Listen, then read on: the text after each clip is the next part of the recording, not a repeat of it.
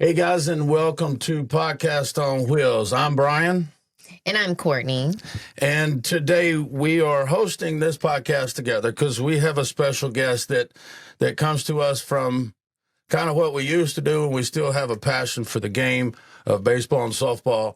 Uh, Josh is a guy who has helped Courtney and I, and for several years we've had that rapport and been able to reach out and learn and see things. So we're definitely excited to have Josh here today. So, Josh, tell us where you want to pick up your story. How do you want to intro to our people? Man, I'm a online hitting instructor. Actually, I do a lot more than that. I do in-person lessons still, but I'm out of the Houston area. Um, my adult career has been coaching. I've kind of done all facets of the amateur and youth baseball. I've done high school. I was a high school coach for 9 years. I ran travel teams for 8 years from the ages of 11 up to 18. I do the in-person individual instruction, in a cage, 5 hours a day, Monday through Thursday. And then I have my online business and I travel the country doing hitting camps and coaching clinics. So it's been like we were talking a little bit before we came on the air, it's been kind of a whirlwind, man. All the online stuff in the past 5 years, the technology and the ability to reach out, meet people like y'all and the whole coaching network that, it's kind of been created through this social media craziness. A lot of positives, a lot of crazy shit you got to deal with too, though. Yeah, good point. So when you say in the last 5 years technology and that, so when you were coaching prior to that, what was did you use any technology? Is that something that just evolved or? It's kind of evolved. When I was doing the high school stuff, we had just gotten into and all the technology for like the in-game cameras. There was a program called Right View Pro, and you could set up, yeah, you could set up cameras like on your dugout, and take it with the old school video camera, and then upload it to a desktop computer, and then you could analyze all these swings. And that's kind of where it started, man. Right View Pro was like the first one of its kind. And now you look into that space and there's, 50 analysis apps and video systems and everything else going on. I don't use, like at the facility I work at, we don't have any of the high dollar technology. Like we don't have a Rapsodo. We don't have a Hit Tracks. Actually, they have a Rapsodo for pitching. I don't have a Rapsodo for hitting. And so I just do it with the video. On my phone, I have my tablet that now there's an app called OnForm. But, technology now for every career, I mean, it changes so fast.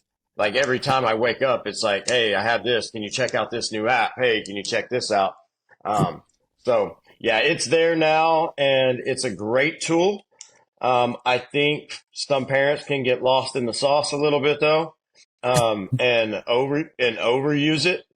And it makes players, chase numbers and become very robotic. I have to look exactly like this guy or this girl or whatever to hit well. So you got to be careful with it. I do a lot of talking people away from technology just as much as I do using it as far as it pertains to hitting. Gotcha. Yeah, I was pretty heavy into the tech side with everything I was doing. So really the tech really confirmed how much more we needed to be in the weight room. I'll be honest with you. There's absolutely, and I think, yeah, we kind of maxed out well, the and I rotation, think for things like that, and mhm. and I think that was kind of what was interesting about kind of your journey and following you is it was, softball instruction first, and then it started transferring over to the training aspect of it. And that was for me, there's a couple other people online that kind of do that. But yours had a very, I guess, raw, not scripted. Like you were just in there doing your thing. It wasn't like you were spending hours, oh, let me go work out, video it, and then cut it and, Yeah. do all this stuff. And it was very oriented to what you were trying to accomplish. And so I tell people all the time, parents will come in and it's like, well, my son or daughter has been doing XYZ for so long, why aren't we seeing results? And the answer is often they're not athletic enough. Like, 100%. so like, I mean, that's the answer. Like, it's not that they're not working hard. It's not that they, don't understand what they're trying to do. It's that their body physically cannot do this at this time. Like, swinging a bat and trying to hit a ball moving at the rate of speed that it does in baseball and softball is crazy hard. And if you can't jump rope, you're not going to be able to do this. Like, Correct. and, Right. yeah. And so a lot of the time that's the conversation is just get more athletic. And I was a certified trainer for years, and I had a mentor that I really got connected with him because all of my pitchers that I was working with, their speeds were stagnant. And I'm like, I really can't get girls to go over this certain amount. And everything was in person, so you're pretty much, limited to who can drive to your facility after school, right? So, we're not in a huge area with tons of athletes that pitch a softball, right? So we get who we get, and I'm like, am I just maxing them out? Is that all they physically have, or is there something more? And I took the leadership spot, and it's like, hey, this has got to be my responsibility if I can't get girls over a certain speed. So this was probably 5 years into my career. So I found a mentor, which is Mark, Right. and he had an incredible run with training different athletes from consulting at Duke basketball to training astronauts in space. Like that's his. Oh, damn. Yeah, like that's the guy. So you could probably tell there was a switch in my training after I got to spend about 3 years on and off following him around. Like he was a college professor. I went through his college classes. I audited them. I mean, I already had an engineering degree going into it. So then I audited the biomechanics classes, I really absorbed a lot at that point in my age. And so that's when all the training parts became really important, really, really important as far as how am I going to get girls to hit these high velocities. And then just, going through the training, going mentoring, and then corrective exercise sounded cool and interesting. And I studied hard on that, became corrective exercise of the year a couple years ago. So all of that, plus the bodybuilding stuff that I just finished up, it's like, man, Yeah. if people just could learn how to kick gravity's ass, all this other sports shit, like stand tall. It's all it is. But there's posture in your ankles and your knees and your hips and the spine and then the necks and the shoulders, which everybody thinks about. So that's kind of when I think I started getting more of a outside of softball audience is when I'm like, hey, there's more to this. There's movement. There's, fight gravity first, and then you can fight your body to do the movement. Then you can fight your opponent, and then you can fight the umpire. Then you can fight the fans. Where do we start in the whole athletic this journey? And it's you got to be athletic. You got to fight gravity first. So Man, that's I didn't what know I was talking to a genius here, Miss Biomechanics and Engineering and everything else. That's awesome. Oh, thank you. Well, just that's why we're together. It's not because I tell people I'm the eye candy, she's the brains, but at the end of the day, there's a whole lot of truth to that, Josh. Because I'm just Oh man, so that's as you were developing the kids physically, I've also heard you talk about the mental side to this game.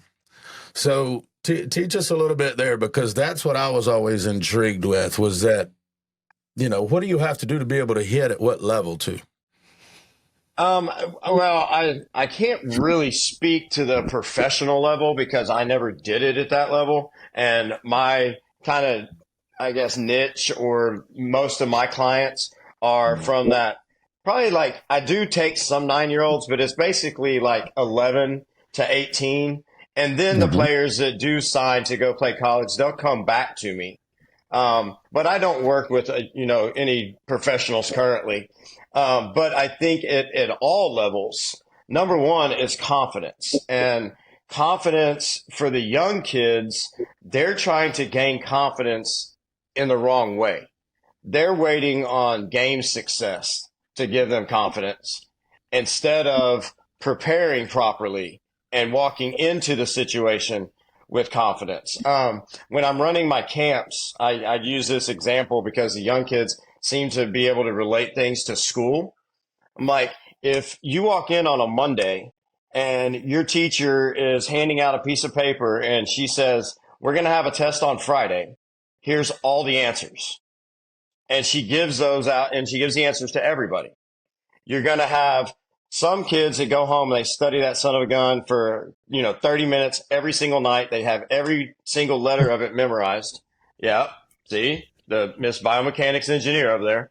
Then you're going to have, the kids that they go and they kind of glance at it. Oh, okay. And then it gets tossed on the bed. And then you have the ones that just crumple it up and throw it in the trash as soon as they get it. Well, then you come in on Friday and everybody has a different level of confidence. Those kids that have been studying that walk in, they're like, give me the test. I'm ready to rock and roll. Then you got the kids that are like, okay. And then you got some of them, they're like, oh, damn, she was serious. We have a test today. And now you get that lost. So that's the first thing, is preparing properly for the task at hand. Once you get into the game, it's all about being able to understand situations. It's about being recognition, still believing in yourself no matter what it is. And then the biggest thing, especially for the young players, they don't know how to do it and they really have to be taught, is being able to self-regulate your emotions and that anxiety level, whether that be with breathing, whether that be, a glimpse of, mom or dad is sitting in the same place, for the young ones, not screaming and yelling, but just up there, hey, kind of like a security blanket for the little ones. You're here for me, and then all the motor preference stuff that comes with it, as far as like understanding your body. And if you are trying to do things, and this, we were talking about the athleticism earlier. Now I'm talking more like just the way that our bodies are programmed. If you're trying to do something that your body is not capable of doing from a motor preference standpoint, you're not going to be able to execute freely, and you're not going to be able to execute consistently. And I think that that's a trap that a lot of players, especially now with the online stuff, I think players and parents see all these models of swings or whatever, and so they're trying to go and be that, when in reality they don't move like that. It's like I tell people all the time, if you can look at two of the best baseball players of the past 10 years, look at Mike Trout and look at Mookie Betts, and those dudes move totally different. Right. And if you're in Mike Trout's body, you're more stocky, you're a little tighter, you're really broad, you're not super stretchy, and you're trying to swing like Mookie Betts, that shit don't work. Right. If you're this little person, let's call it a 12-year-old that weighs 90 pounds, why are we trying to hit the ball over the fence? You're just hitting into outs. And so understanding what you do from a mental point can really, really elevate your performance, because you're not trying to be something you're not. And I think that carries over, into life too. Don't be fake. Don't try to be something you're not. You're not going to do it very well. Step into the future with Power Loops, the king of off-grid power, where our proprietary system is changing the game of energy. This isn't just power, it's freedom. The freedom to live, work, and play anywhere, powered by our innovative technology that taps into the Earth's natural energy. Our system is designed for efficiency, durability, and sustainability, ensuring that you have reliable power 365 days a year without harming the planet. Whether you're traveling in the RV, the remote wilderness, or just opting out of traditional power grids, Power Loops provides the ultimate solution. Join us in leading the charge towards a cleaner, greener, and more empowered world. Power Loops, the king of off-grid energy.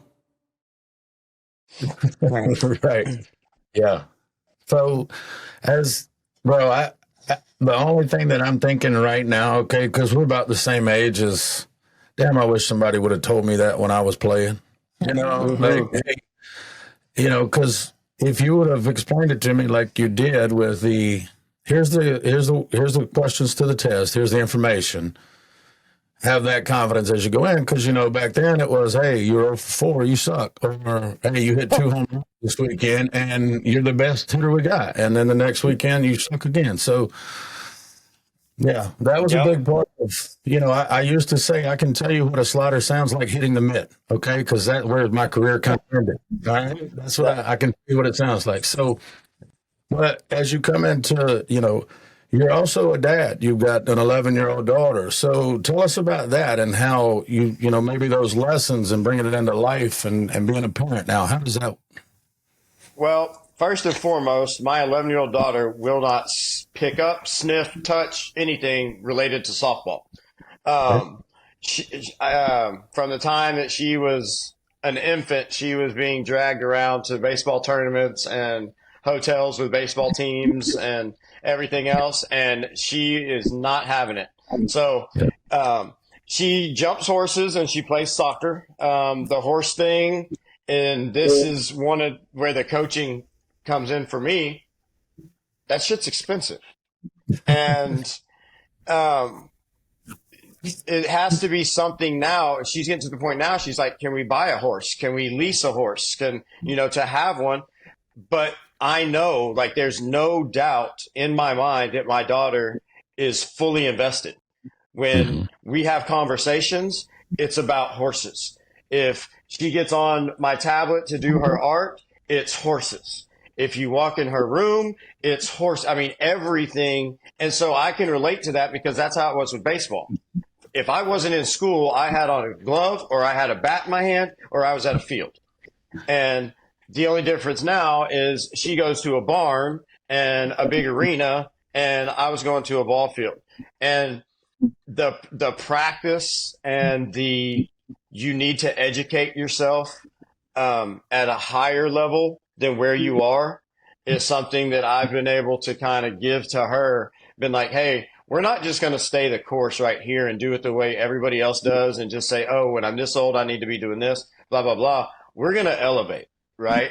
And if you learn to elevate in the things that you love, then at the end of the day, you never work really hard, if that makes sense. Like you're not really working. Like you're working, like don't get it wrong. But if it's something that you love and you're elevating yourself above that, it doesn't feel like work. And you don't even really realize that you've done it until you look back and you're like, oh, for her, it went from last year, she was jumping over, railroad ties that were, this far off the ground to now she's jumping, I don't know, they do them in meters. So like 2-meter jumps on these, 900-pound animals, and my little thing's like 70 pounds. And so it's been awesome to watch. She just got grounded from her phone for the first time this week. So that was a new adventure for us. She's gonna kill me if she ever sees this. I'm airing all her laundry. But she's a really, really intelligent little girl. I think sometimes to a point where she gets bored with school. And so having to rein her in, I think the, public school systems as a whole these days aren't very good.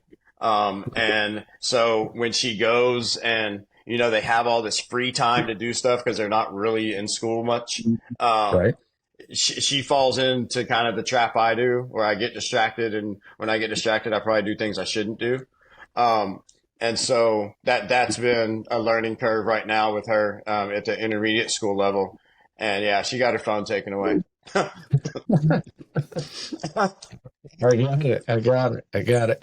And so Here's one thing that this is going to be my last question, and then Courtney's got a few more for you. But I always like to hear a story. What's a story that baseball maybe allowed you to meet somebody, to be in presence with somebody, to I there was a guy that we call Big Maz, Bill Mazeroski. Okay. Turned a few double plays, may have hit a game 7 walk off, the only one in the history of the game. May have. I guess he's in 60. But, his son was a coach, and I got to be an assistant coach back in 2000, whatever. By getting to play golf with him, I'll never forget those stories. So, what's a story you got, or something that's? I'll try to be relatively quick because there's a couple things that really stand out. Number one, just from a personal kind of the best feeling I've ever had on a ball field. In 2011, I was the hitting coach, assistant coach, for the state championship winning Brazoswood baseball team. And I graduated from Brazoswood and I played for the head coach who hired me. So it was all came full circle, and winning state at the 6A level, the biggest level in Texas, in Austin was just, it was the first time that I really understood tears of joy. Like I had never cried because I was so happy. And that time I did. And my mom was there. My daughter was a baby. She was there. My wife at the time. And so getting to enjoy that. And then of course, because it was my alma mater. As far as meeting people, there's a couple. I don't remember the exact year. I want to say it was 2009 at the Texas High School Baseball Coaches Association convention. I got to listen to and then meet Nolan Ryan. And that was pretty cool, listening to him talk about how he was brought up. And he's actually, like, his hometown is like 15 minutes from me. So there was like hometown hero type deal. And then being a longtime Astros fan, watching him in the Astrodome. St. Thomas High School is a private high school here in the Houston area. And in that same time frame, like 2009, 2011, 2012 was my last year coaching high school baseball. But during those last couple of years, Craig Biggio, who I grew up watching as an Astros fan, was the head coach at St. Thomas. Right. And every year, our two schools, we would have a scrimmage, but we would do it upright, man. Like it would be like a big tailgate before the game and everything. And being able to have and talk to Craig Biggio in that type of setting where it wasn't just, hey, you're the coach I'm coaching against, and hey, you're not just the all-star that I watch on TV, but actually getting to sit there and talk to him about baseball and do those things was pretty legit for a couple years. And then the last thing is the past, 4 years that I've been online between my two businesses that I've had is just traveling the country and the world. Like I've gone to Canada to coach hitting, and I would have never thought that those things were in my life. Not that they weren't possible, but it wasn't the avenue that I was on. I was a high school baseball coach until my life totally changed. So it's given me a lot, man. It really has. It's been awesome. The people, the memories, so. Well, you answered some of my questions, like some of the coolest places you get to travel. But I haven't told you the coolest place. We only had to travel for baseball. The coolest place. So again, a couple. I took a team one year, 2018. I took a 16U team out to Fort Myers, and we got to play at the Red Sox training facility out there. That was pretty awesome. It's called JetBlue Park. It's probably renamed by now, but JetBlue Park, and yeah, it was legit. And then San Diego has a special place, man. The first time that I got off the plane, I hadn't even got out of the airport yet, and it was just that vibe. Like I got off and I was like, I belong here. And I've gone back 2 or 3 times every single year since then. Um, and then Canada was pretty awesome. Yeah. It was in Ottawa, Okay. and got to go up. It was an individual client. Dude flew me to Ottawa. You know, we went and played golf. I coached his kid for about 9 hours over 3 days, and I got to go smallmouth bass fishing in the Canadian forest lakes. It was awesome, man. Wow. So can that kid hit now? I mean, that kid legit, right? You- I hope. Hey, I hope he hasn't thrown away all the answers to the test. You know what I mean? There you go. There we go. There we go. It's on him now. You're giving him the test. The answers. There you go. All right. Yeah. Sorry. Well, I wanna touch on this kind of because this is a real thing I've seen in sports, and it's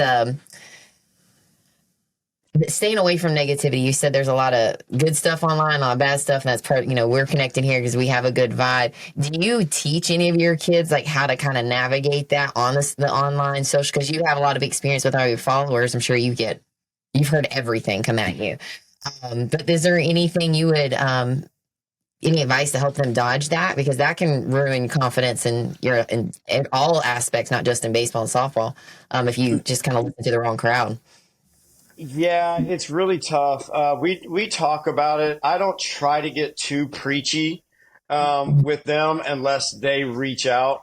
But like I will randomly, like on TikTok or Instagram, I'll go live like during a session, and they'll see just the idiot comments and the hate for absolutely no reason coming, through that. And then I can use that as a teaching time to be like, look, if you're going to be online, you're going to be going through Twitter, you're going to be posting videos of yourself hitting or whatever. Like this is the kind of stuff that really is happening. There's going to be people in your corner. There's going to be awesome people. There's going to be great things going on, but this is a real part of that. And the number one thing is the follow list. Follow the right type of people so that, the algorithm is spitting up more of that type of stuff instead of, crappy negative people. Don't go follow some Yahoo that makes a rude joke on somebody else's post, because now you're going to get a bunch of Yahoo stuff popping up on yours. And you can't ever avoid it, but there are ways to navigate it if you kind of know how to use your searches, how to use your follow list, go through and block and delete, those types of things. And we have a lot of, especially with the girls, I feel so bad having a girl, but just like I feel so bad for these teenage girls trying to go through this, because they're trying to put their recruiting stuff out. They're trying to navigate a world where everybody's looking at them for their bodies first instead of what's coming either out of their mouth or their performance on the field. And so for them, it's more of a, hey, I got your back here. Like me, your parents, we're going to be positive with this. If you have questions, if something really upsets you, like this is a space to come and kind of vent that, because that's not real life. Most of the people that are out there spewing whatever they're spewing online is because they're jealous, or it's because it's not even a real human. And you have to understand that. Like a bunch of this stuff is not even real people at this point. And so it's, it's that kind of conversation. But they're not going to avoid it. It's only going to get more and more. These platforms are going to get bigger. There's going to be more platforms that come in. And so just educating them, like for my daughter personally, I have, all the parental locks and stuff on her phone, so I can actually see, what she's doing. That's probably not feasible for the high school and college age kid. But having a good support group and having, I guess everybody has their own identity, but I guess really being confident again in what you were trying to do. You know, I'm not putting stuff online for, hey, look at me. I'm putting stuff online for other people. And you can either take it and use it if you like it, or you move on. And the people that are negative about it, that's kind of just, hey, the move on. Like you got to learn to ignore that. Now, with that being said, my personality doesn't allow me to do that very often. I will clap back at people. And it's one of those things I hear people, why do you, even respond to that? Blah, blah, blah. Number one, I only respond to probably 1% of all the negative stuff. That's just what people happen to look at and see. They're like, oh, well, why is Josh talking to this guy? Well, it's because Josh tried to talk to this guy normally, and homeboy's an idiot. And so now you're going to get back from me what you give me, right? And I tell people that all the time. I be like, listen, you got on my post and said something negative. This isn't flip-flopped. I didn't come after you first. So why are you getting mad now that I am coming at you after what you said on my post? And there's a fine line. Like there's some people out there in the hitting world and normal that are blocked. I don't care, whatever. There are many times I'll scroll through and it's like delete, delete, delete, delete. And then I'll see something that's just outlandish and I'll be like, what's up, man? Like, what we got this? And then it's on. Like if you still want to be an idiot after I give you an out, now it's on. That's cool that you have fun with it, but at the same time, you said you weren't preachy to the kids, brother, but the way you do that, to have that type of following, to be able to show this is not real, this is how this works, and then to have fun with it and be able to, okay, I deleted enough, let's have a little fun here, let's see what, hey, let's see who doesn't. Maybe we'll meet somebody else and say it's fun. I do miss those days in the coaching when you get to chat with people. But yeah, that's awesome. That's been the biggest part, man, is the networking. I've got a group of probably, I would say 6 to 7 guys and ladies, softball coaches and baseball coaches, but 6 or 7 that I talk to weekly. And, everybody's positive. Everybody's bouncing ideas off. We collaborate for camps. We meet up. I met up with a big group at the National Coaches Convention here a couple weeks ago. And that's just stuff that would have never been possible if it weren't for this online business. So there's the positives definitely outweigh the negatives. The negatives is just kind of what people may see more of because they choose to. Because people like controversy, and they don't notice all the good that is going on. So, yeah. True. All right. I want one more story time because these are some of my favorite stories to tell as a coach too. Because everybody wants to hear like, oh, did you coach a guy that's gone pro or D1 or like. What is your favorite off the field accomplishment from one of your students or players? And if there's a couple or just any story there. Man, I've got some really, really good ones, actually. I've had the pleasure of working with some really intellectual people that were playing sports basically just to fill time. And they knew it. But that was like it coming in. Like, I want to do this and be good, but my dream is not to play professional baseball. I've got some kids that have come back and have graduated with, and I always get it, I can't remember it all, the cum laude and summa cum laude, like all the top, stuff from some major universities. Got one that graduated from Rice, like top of class, Texas A&M, UT, and then watching them come back and become lawyers and doctors. And, I understand that I make an impact, and all coaches, if they're good, make an impact in the sports world. But when you start talking about doing things in medicine and, upholding laws and things like that, like that's a whole different realm of contributing and being successful. And that's what's fun for me is I got to see the athlete. I got to watch the maturation process, but now you're doing, real life stuff. And I've got a couple. There's a couple that have come back, and it's been like, look at you, young fella. Look at you, young lady. Y'all are freaking rocking it. You get it.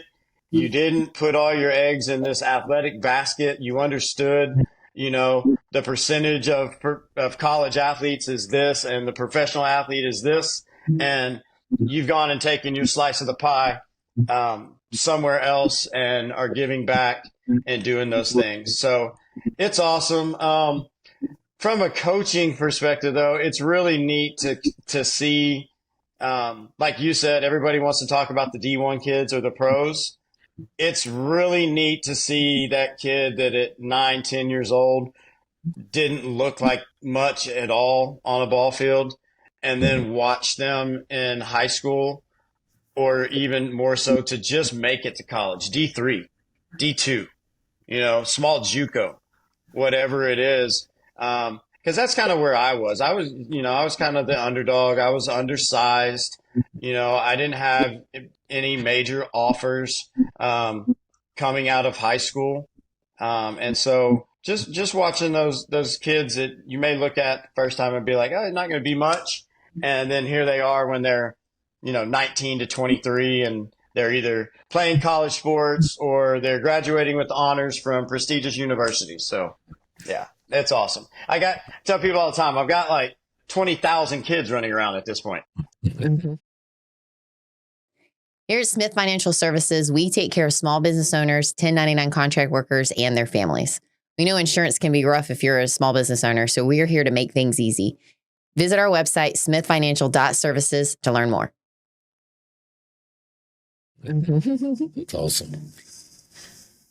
All right. You got another one? I have another question. I have a question. I have a question. So when did y'all decide? I mean, I kind of saw through social media and whatnot, but and then I saw y'all's like video about kind of making the decision, but how long had this been kind of in the works, or was it just, hey, we need something new in our life. What are we going to do? Yeah, it's been in the works for a couple years. And again, Okay. like I said, I'm the eye candy, she's the brains. So when I went out to get the opportunity was presented to me by a former player, if you will, one of my best friends that coached him and got to know this kid. And he got into insurance, and some things changed, and it afforded us to do things. And so for a couple of years, the change happened a little quicker than we planned on, and I'll let her answer that part of the story from our family trip. Yeah. So it was. Thank you. Well, we have two boys, and before I became a mom, I wanted to train online, and I wanted my online business to take over the in-person business by the time my kids are in school. So our youngest one started kindergarten in the fall. And I'll say I did a lot of front end work. I say before COVID hit, I already had an app where people could submit their video and get softball. I connected all kinds of stuff and made it work. I put a bunch of stuff together, and I made online training accessible, and I had a system in place. So when COVID hit, I was rocking and rolling through COVID. Then I felt like, the playing field kind of leveled out, and softball pitching is such a small, there's, in the market, right? And then it's like, okay, my kids are in school. Between the training and online, I'm here. I see what he's doing in insurance. We go for a week vacation. So there's no work. I don't even look at my phone.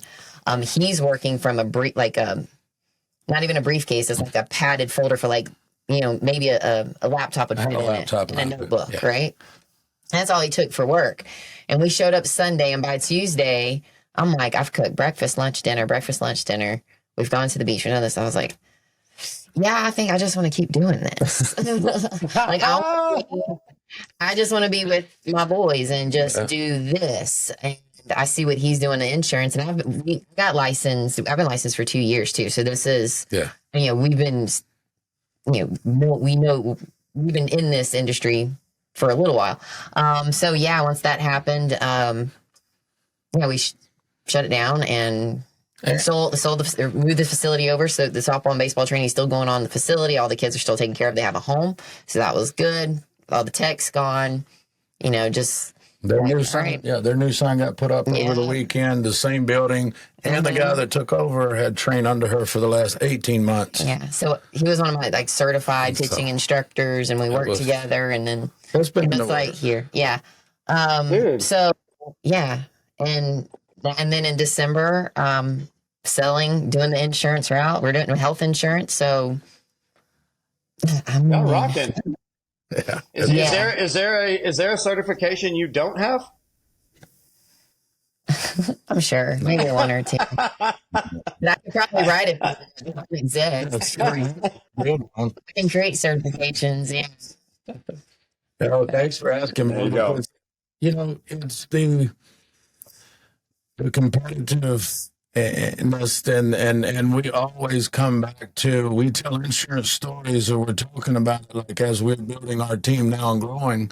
We have a pitcher, we have a catcher, we have an amazing center fielder behind the monitors over here, handling all the stuff that nobody else can run down, that can cover a heck of a lot of ground more than I can. We're like, okay, what do we need next on our team? Well, we need a shortstop. We need that type of player. So even in this business, we're bringing that mentality, as we build our team, because I don't really know anything else. So, but we've already recruited some former D1 athletes. We're like, you have the mindset, you understand. We put the work in now, get paid the delayed gratification. You understand that, and that's kind of how I. Not the delayed gratification. I like instant, but I'm kidding. That's how it is with my YouTube. I finally, now my brother is running my YouTube, and it's one of those things where I can just concentrate on putting out quality coaching information. I don't have to worry about going and editing the videos. I don't have to, have all that. And I know it's going to be done right. And that's the major thing, is having that peace of mind, knowing if I do this right on my end, I'm going to have quality coming out on the other end of this also. So yeah, that's been awesome, man. Cool. As far as the online, if are you taking students right now? Are you growing? Are you, what if somebody wanted to train with you and they wanted to fly you back to Canada, take you on another fishing excursion? How was that? Is that open? Yep, that's open, man. So if you go to my website, it's just the www.hittingdoneright.com. I have my online analysis there. I do customized practice plans based on an analysis. I do have, I believe it's 5 hitting programs that are preset. It's like one for bat speed. There's one for connection. There's one for separation. There's a high school level plan for coaches and a youth plan for youth coaches. I go wherever I'm wanted for camps. I'm running 2 camps a month all over the nation. I had to do those on the weekends that I don't have my daughter. I run 16 kid max for 3-hour sessions, do multiple sessions over a weekend. But I do have individual clients. I have clients that fly me, to them for the weekend, and I'll spend, 6 to 9 hours over 2 or 3 days, setting up a routine for them for the next, 3 months or whatever it may be until I come back. I'm taking on new people all the time. Actually, when I get done with y'all today, I've got 3 analysis that I'm going to do. I'm usually doing about 15 of those a week. And so it's, stays busy. I cannot take any more in-person. My in-person lessons have been booked for about 6 months now, and I'm booked 6 months out. So getting in person with me is a no-go at this point. So the online stuff is the way to go. Awesome, bro. Awesome, man. You never know. As you said earlier, when you see people, social media, their YouTube, different things. But wow, man, the way that you teach, the way that you are, and the way that that I've learned more about you today. It's awesome because, you know, at the end of the day, can you hold this stick and hit that round ball coming at you? Yeah, that's not easy to do. And I used to be that coach that was just like, well, just do it, just do it, just do it. Just, you know, just have the right mind. Well, no, I didn't give them the answers to the test on Monday for Friday's exam. So Yeah. I'm stealing that, and I'm going to use it for our new recruits and insurance that we're doing this. So thank you for that. Thank you for that. You're welcome. But what else you got? I don't have. Do you have any more questions for us? No, not really. I think that everything flowed, man. I appreciate the opportunity. When I saw y'all were doing this, I was like, you know, I've talked to Courtney here and there about softball training over the years, but get on there and chop it up. And I love the opportunity to get on podcasts and do lives. When you get that face to face, you can see, you know, if somebody's joking, you don't have to guess if it's sarcasm, like those types of things. And so, the more and more of, you know, my people, my, you know, community, however you want to describe it, that are doing these type things, I'm always, willing and wanting, to come on. So again, I appreciate y'all for the opportunity. I hope y'all absolutely kill it with whatever you want to do. And if you got some hitters, send them my way. For sure. We'll do, sir. Thank you so much for your time, brother. All right, Absolutely, thanks, John. man. Absolutely. All right. Y'all be good. All right. Thank you, sir. See you. Yeah.